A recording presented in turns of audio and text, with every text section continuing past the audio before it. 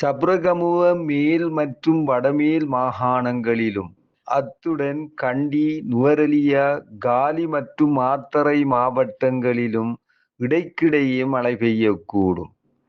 ஊவா மாகாணத்தின் சில இடங்களிலும், அத்துடன் அம்பாறை மற்றும் மட்டக்களப்பு மாவட்டங்களின் சில இடங்களிலும் பிற்பகல் அல்லது இரவு வேளைகளில் மழை அல்லது இடியுடன் கூடிய மழை பெய்யக்கூடிய வாய்ப்பு காணப்படுகின்றது.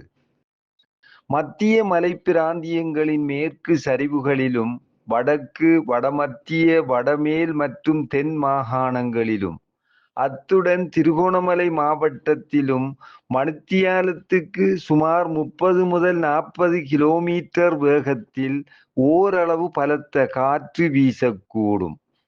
பலத்த காற்றும் மின்னல் தாக்கங்களும் ஏற்படக்கூடிய சந்தர்ப்பங்களில் பொதுமக்கள் அவதானத்துடன் செயற்படுமாறு கேட்டுக்கொள்ளப்படுகின்றனர்.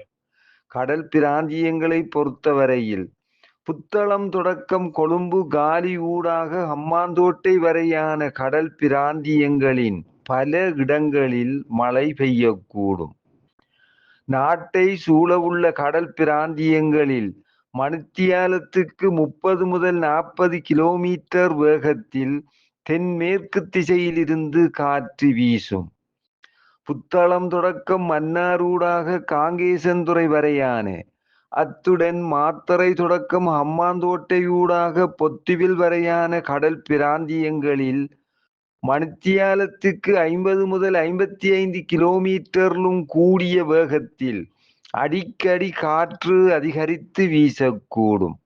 இவ்வாறான சந்தர்ப்பங்களில் இக்கடல் பிராந்தியங்கள் கொந்தளிப்பாக காணப்படும். புத்தளம் தொடக்கம் கொழும்பு, காலி ஊடாக மாத்தறை வரையான, அத்துடன் காங்கேசன்துறை தொடக்கம் முல்லைத்தீவு ஊடாக திருகோணமலை வரையான கடல் பிராந்தியங்கள் இடைக்கிடையே ஓரளவு கொந்தளிப்பான நிலையில் காணப்படும்.